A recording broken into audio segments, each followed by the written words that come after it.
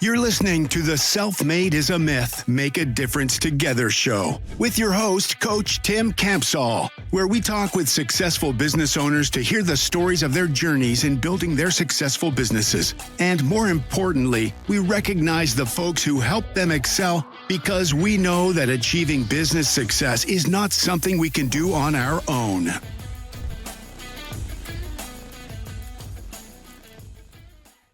Hello, everyone. This is Coach Tim Campsall, and I'm excited to have a fellow business owner from Indiana with us today. Something unique about my guest is that he loves impacting people to achieve their goals. In his downtime, he loves cooking and driving his 1962 Ford, is it Galaxy? 500? Galaxy 500. He's going to tell us a little bit more about that little precious baby. And he's most proud of the fact that he's helped over 1,000 business owners and 200 employees to realize a better life. It's my pleasure to welcome Jerry to the show today. Hello, Jerry. Hey, Coach Tim. It's my pleasure. Thanks for inviting me on the show. I'm looking forward to having our conversation today. Well, hey, let's start with having you introduce yourself. Tell everybody your full name and a bit of your personal story, like where you were born and live, about your family and hobbies. Thank you. Well, a little bit about me. I have worked in corporate America, kind of like you, Tim. I did that for about 23 years, which was a great lifestyle, but I saw things change, and I've always had an entrepreneurial spirit. I just didn't have the guts, I think, at the younger age to do that, even though I wanted to. I just didn't take the leap. And then as corporation, I had my last corporate job, and the position was eliminated because they were looking to sell, as they do a lot of times. And my wife says, just go do your thing. I'm like, really? And so I started that journey about the same time you did, Tim. So, and now that I look back, now I wish I would have done it a lot sooner. It's been a great ride, and really enjoy helping small and medium-sized business. And I'm really passionate about the backbone of our country. And now that you and I are one of them, you can relate to that as well. When I say I'm a foodie, I have a whole grill station. We love to go out and eat, but I really like to cook at home. And I wouldn't want to open my own restaurant, but I enjoy eating and I enjoy cooking for family and friends. I love the outdoors and gardening, hiking. I love the ocean. I love mountains and muscle cars, right? So I talked about my 1962 Ford Galaxy XL convertible. But, obviously not in the winter, but, it's just, it's like my land boat, right? So you get in that thing and it's just a cruiser, right? I just love the smell of it. I love the open air and just the heritage and nostalgia of and classicness of American muscle back in 62, and kind of how things have evolved to today when I get my technological car compared to that when I had nothing, right? So it's pretty good. But I live with my wife, Rochelle. We've been together. We're going to be celebrating our 31st wedding anniversary. We have two beautiful children, Courtney and Zach, and we're empty nesters now, but my daughter got married last October. And then obviously we have our second rescue dog, a pit bull named Mabel, that's now our daughter in the home that we obviously take care of, that we love adorably. And obviously, I love people in our community and get involved in my church and other things. But thanks for asking. Jerry, is there a funny story that your family likes to tell about you that you'd be willing to share with us today? Gosh, where would I start? Well, my kids found out my dad's name was Jerry. Okay, so I'm Jerry Vaughn the fourth. So there was a story. My mom used to call me Little Jerry. Well, just about 2 years ago, Grandma told my children that. So now my kids think it's funny to call me Little Jerry.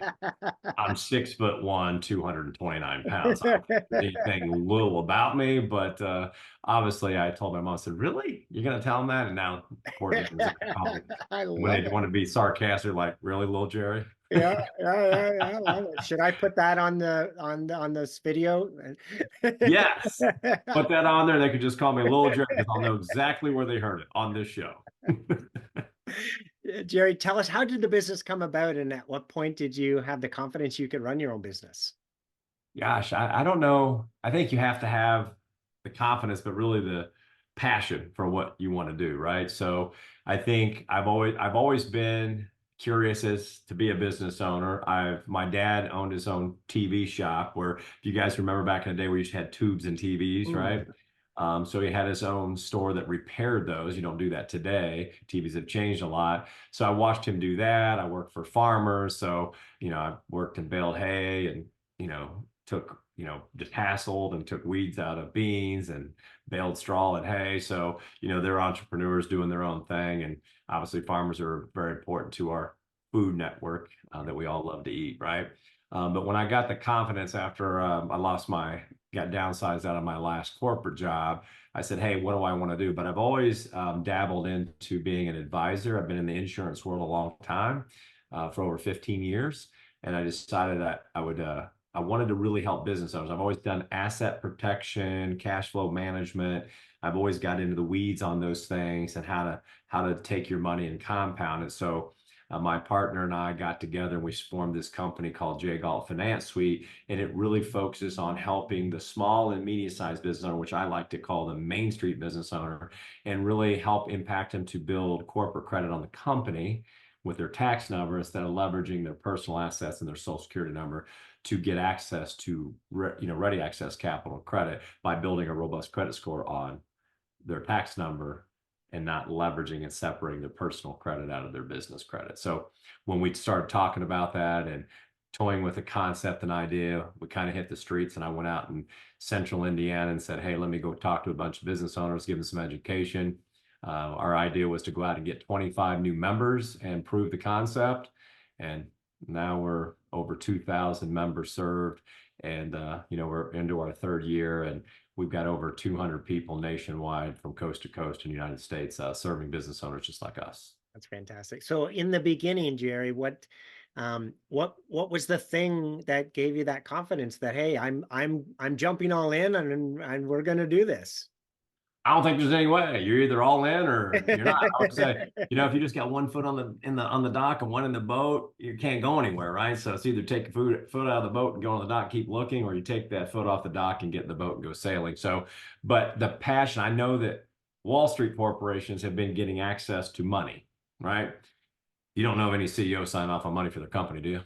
Right. They're not leveraging their personal assets and doing personal credit checks through the traditional methods, right? So they figured it out. That same availability is to the small and medium-sized business owner, right? Corporate cards, lines of credit, vehicles, equipment, all the things that you're doing now can all be on the company, so the owner's not co-signing for it. Right. So we've developed a 7-step blueprint that's starting with step 1 and getting into step 7. So they're successful in doing that because it has to be done intentionally. So the confidence is watching those members grow and scale without personal guarantees, credit checks, leveraging their homes and more to, run their companies and their enterprises.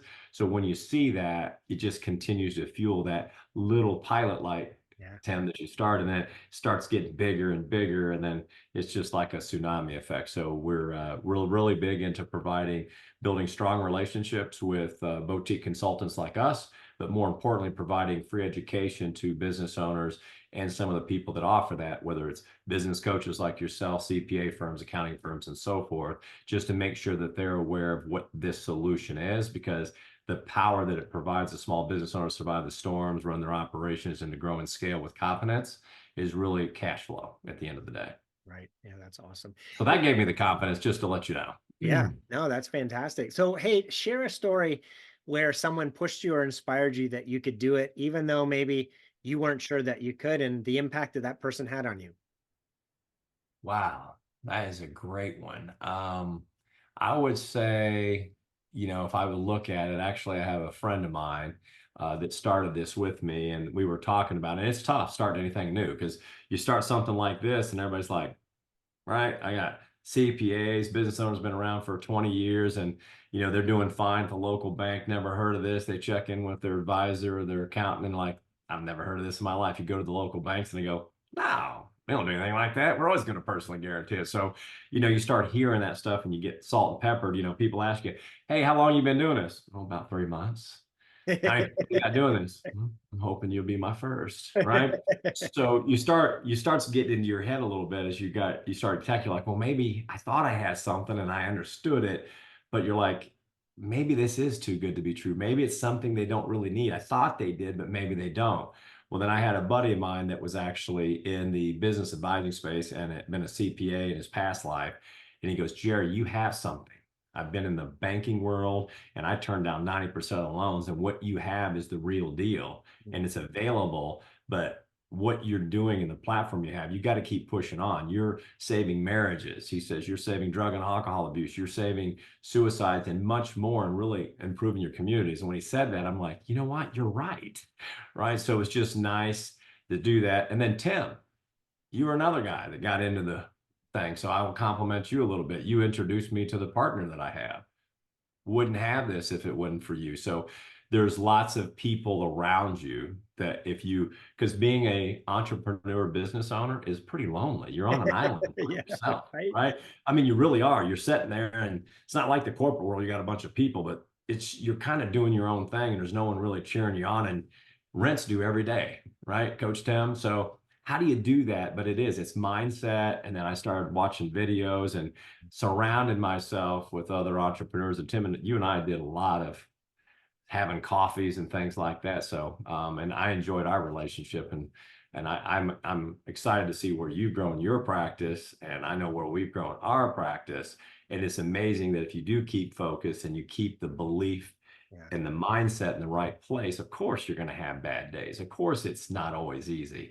Then you start getting competition that come into play, right? But you have to understand what you do and be able to talk through it. But it has been an inspiration. And that advisor and that CPA was a big advocate for me because I did get beat down around my third month. And he says, hey, you've got to stay in this. Yeah. You've got something special. Don't let someone tell you no, right?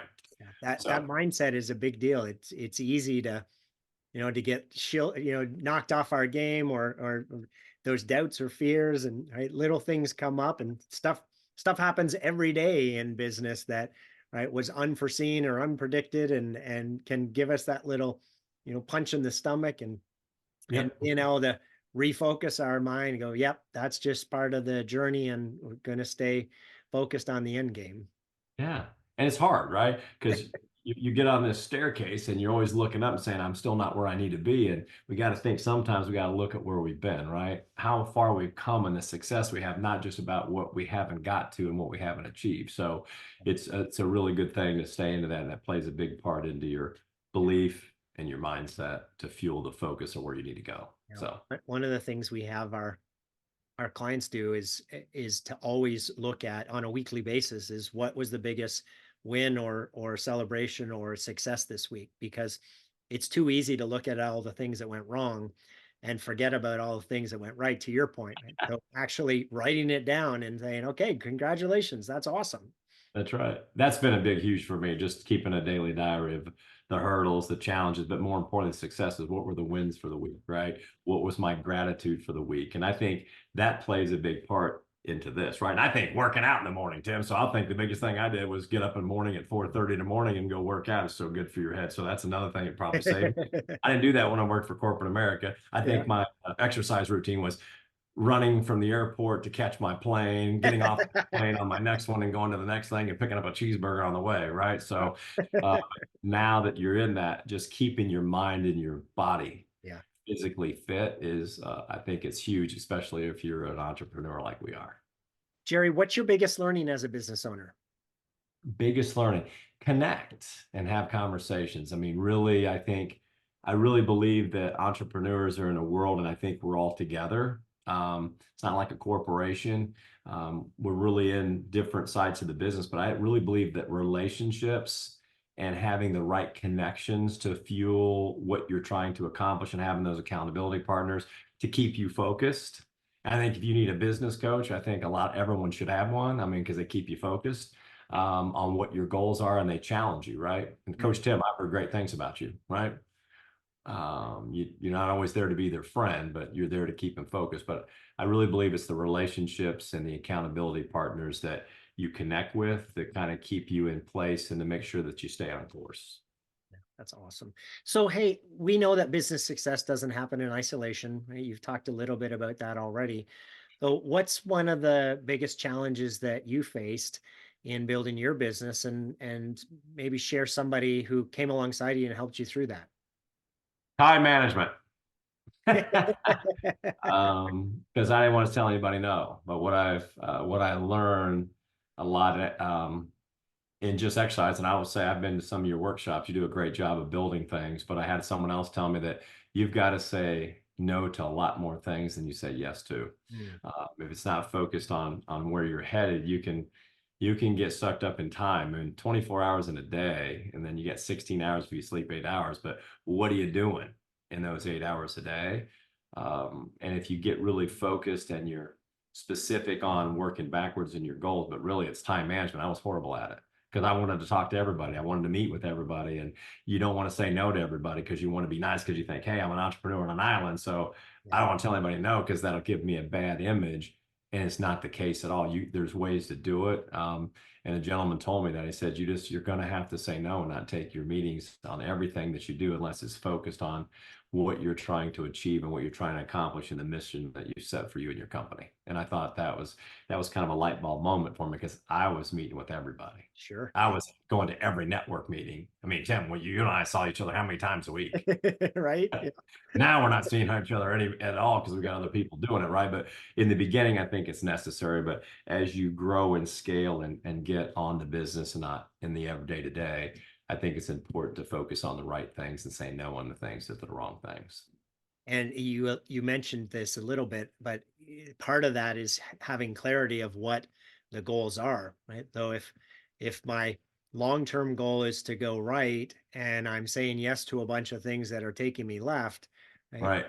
It's once we know that we're supposed to be going right, it's easy to say no to the things on the left. But if we haven't got that long-term vision, right, is then, well, I'm not sure, so I'm just going to say yes to everything. Yeah. So That's so true because it's easy to get distracted. If you look at today's world, we have more time. yeah. We have the technology and resources to make us highly efficient. It's not like the 1930s and 40s. You remember in farming, right? Horses, those pull things. I mean, think about how technology and medical, I mean, there's a lot of things available to us, but there's a lot of things to distract us from it, right? I mean, how many people spend on social media, Netflix, 8.2 hours a day? Right. That's 40 hours a week, Tim. And what does that really do to help you achieve the mission and what you're trying to strive for in your life? So, but those are the distractions that are in front of us, and you've got to understand those. I love that. I think you have to know what the goals are, but you also have to know what those devil vortex things are that's keeping you away from achieving the goals too. Because if you don't recognize those and fire them or eliminate them, it can take you way off course. We had a client that one of the exercises we have them do is a time study, which is over a 2-week period, just every half hour track what you're doing. And this person came back and said, Tim, I'm embarrassed to tell you that I'm spending 7 hours a week on my cell phone. And it starts with, something legitimate, right? A business, something or other. But then and this is during work hours, then I shift over into the news or social media or Amazon. And, it's 5 minutes here and it was 10 minutes there. So it doesn't seem like a big deal, but then they tracked it and it was 7 hours. So automatically they got 7 hours back to work on the business just by turning their phone upside down and not using it during work time. So that was the guy that was working 10, 12-hour days. Right. Yeah. Right. That's what everybody says. I put 8 And hours a said, week. hey, I don't have time to work on my business. Right. And it's like, yep. Well, now we just found you 7 hours. Well, I can definitely relate to that because I was the same one. I mean, you get on it, you get on LinkedIn, you get on all the social media platforms, and you get sucked into that. And then once you get on it, then you read the next thing, something pops up. You're like, what is that? And the next thing you know, like, oh my gosh, it's been 2.5 hours. Yeah. Hey, That's Jerry, I'm going to put you on the spot here a little bit and yeah. ask you to pick 3 people in your business owner journey that you're most grateful for them being there to help with your business's growth. Who are those 3 people and how they help you? Oh my gosh. My wife, Rochelle, she's in my home and she has that. I'm going to lift it up that God gave me the opportunity, the talent to go out and lead teams and have conversations. And then the third person that I would put on this is, I guess, my partner, because I couldn't have done it without him, Cole. So, if it wasn't for those 3, because, obviously I'm a believer and I believe that, God puts things in front of us to give us the ability to dream, and it's our job to figure out how we're going to achieve it. But my wife's been a great champion and an inspiration on driving me to make sure that I'm better at what I do every week. So that's who I'd give accolades to. And you mentioned it earlier, but the first couple of years of owning a business can be tough. So having that rock and that support at home, right? The one who keeps speaking, positiveness into us and lifting us up and telling us that we got it and that it's going to work itself out. It's huge. Yeah, it really is. Because if you have someone that doesn't support you, which I work with a lot of other business owners, and they don't get that same support, it's crazy to go out and try to do this on your own and then come home and just don't have the support and someone picking at you. So it doesn't make it an easy ride, does it? No, and again, you said it earlier, but it's lonely at the top. So having nobody in the business that we can talk to and then not having the support at home can be very, It very can. overwhelming. Yes, it doesn't make it fun. Jerry, as we think about the next 1 to 3 years, what is your number one priority or challenge that you see in achieving your business goals? Yeah, man, my number one goal and challenge is probably similar. It's how do you duplicate and how do you take this system and make it something where you can duplicate? Because if it's not a duplicatable business, that has to be done by me, because we all think that no one can do it better than us. But if you can't build a system that's duplicatable, then you don't have a business, right? So that's my goal and my challenge, right? Because you got to be ever evolving to get that done. But I would say just creating a system where everyone else can do it, and then you can tweak it and run it. That's the goal and the challenge that I have in front of me the next 1 to 3 years. Love it. We were just talking about that on our management training program this morning, where we were talking the difference between delegating and abdication. And the delegating means that we have a proven process that's written out that we can, share with somebody else. Then we train them how to do it, and then we have regular follow-ups to make sure that they're implementing the process. Versus abdication is, hey, can you do this for me? And you just dump it on their plate, and almost always what ends up happening is the business owner says, yep, I tried delegating that to someone else and they just can't do it as good as me. And so it's like, well, did you do the things that Because we started the business, right, Tim? right? Right. And then as you were just talking about, right, the way to actually delegate is you've got to have those processes and procedures in place so that you can set somebody else up for success. And there is I love that stance, right? There's this thing that we call superheroitis, right? Yeah. Where the business owner, right, can get stuck in that mindset of, well, I am the only one that can do this. Well, you're going to be limited, right, in terms of how much the business can grow, because it can't grow beyond you until you're ready to train other people how to do it. That's right. I mean, just finding good people that fit your culture, that understand and believe in the mission that you're on, and then hire smart people and let them go do it. There's so many leaders that want to micromanage people. I don't know about you, Tim, but nobody wants to be micromanaged, right? So you hire them, let them go figure things out. You get the job done and let them make their mistakes and let them be free and be a transformational leader. Because if you have to be in the day to day and you take a 30-day hiatus and the business goes backwards, you don't have a company. Yeah. So you need to be able to leave for 2 months and come back and the company's still doing what it needs to do. And there's processes and systems and duplication, but it's the right people and giving the autonomy to go out and do the things inside of your business to take it and continue to have it grow and be successful. Yeah. We actually we frown upon people using that term micromanager, because the reality is every new employee needs to be micromanaged until they're delivering results. And then, right, but that requires, like you said earlier, that requires us to have the processes and the procedures and the training, right, all in place to set them up for success, to manage. So we actually change the terminology and say everybody just needs to be managed to results. And as they show that they can deliver results, they need less and less management, right? That's exactly right. If I they're mean, I not say you can't delivering manage results, people, you can manage processes, and you have to have those and understand them and make them where they're understood and they're duplicatable and they see it, set the expectations, and then let them roll, right? Like you said. Yep. And again, it goes back to what you were saying, right? Just the difference between great managers understand, right, that they need all of those things in place to set their team up for success. Bad managers will either, do the abdication of, hey, sink or swim, good luck, or, right, or they'll be in the weeds all the time. So That's right. I love what you're saying, right? It's the right balance of, okay, we've got this thing that's working now. How do we make it repeatable and scalable by getting awesome people involved and following a great process? Yeah. I'm Yeah, excited. people That like to be sounds part fun. of it. Yeah, it does. It is a lot of fun. You always have your hiccups. You're always going to have your hurdles. You're always going to have those that don't make it. But for the most part, it's about where you start, how you communicate it, how you set it up, and the expectations you set. And then you have the processes to coach them to what they need to do until they figure it out on their own. To your saying, it's got to be performance based. Because if it's not, Yeah. nothing else matters. Yeah. However, when they come in, how they get it done, what they do, how they do it, what they say, it doesn't matter. Right. If you have a duplicatable system, it doesn't matter who's doing it or what their personality is, but they've got to understand it and you've got to build around them. And if you do that, I really believe you take great care of your family in your company, they'll take great care of the business outside of that. And you mentioned culture earlier, that that's the key, right? If we've all had experiences where we've had somebody who wasn't a good cultural fit, and the dysfunction that caused. So the term hire slow and fire fast, right? Make sure that we're taking the time to bring on the right people who are a strong cultural fit. And if we realize we made a mistake, don't delay, get rid of that person, and admit that you made a mistake and go back and find the right person. That's exactly right. 100% agree.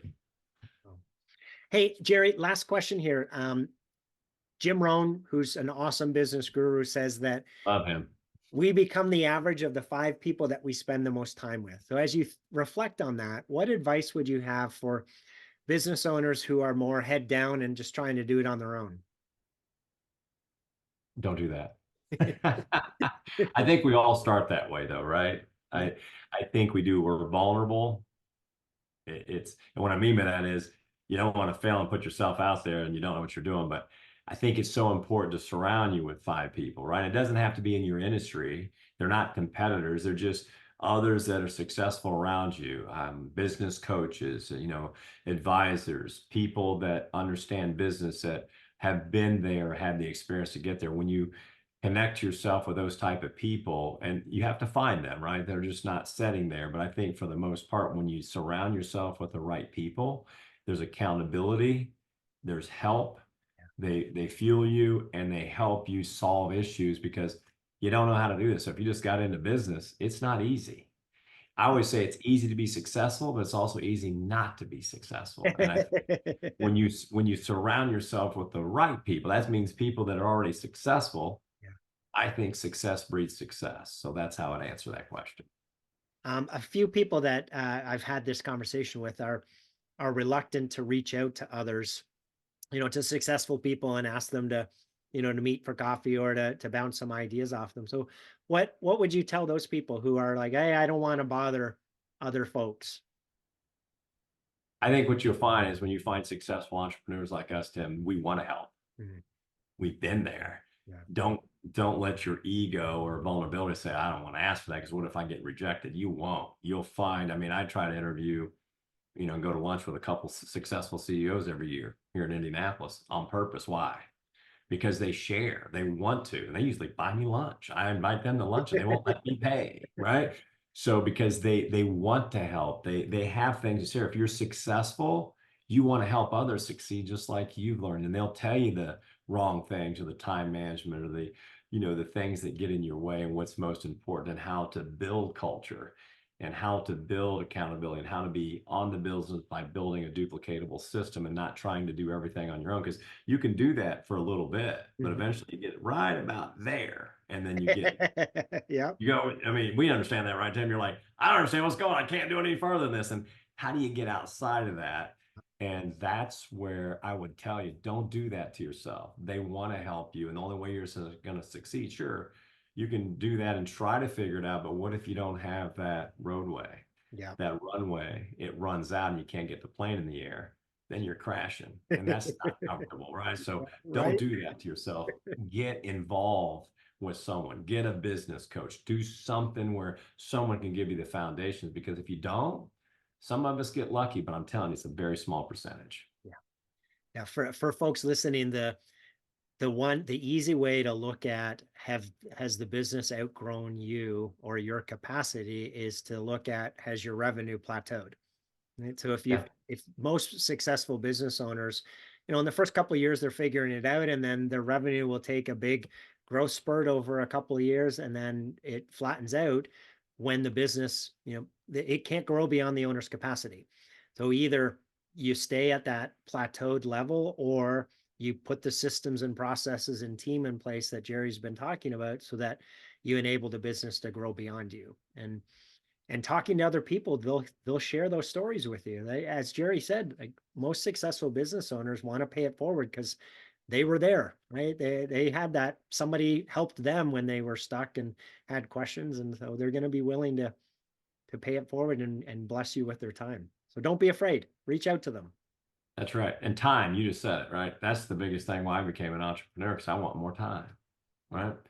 And if you're just doing it by yourself in the capacity that you're talking about, Coach Tim, you'll never have time because you have to do it all. And when you're doing it all, you're going to get to a burnout phase where you're going to peel back a little bit. So don't do it, because if you're wanting the time, you got to spend the time with the right people. Yep. And I know you did this as well, that the thing that my first step that helped me tremendously was hiring a virtual assistant and taking all the, the 15 and 20 and $25 an hour responsibilities off of my plate and having her do it better than I could, because she's focusing on it and I wasn't. So it's been huge. And I know you've recently done the same thing, right?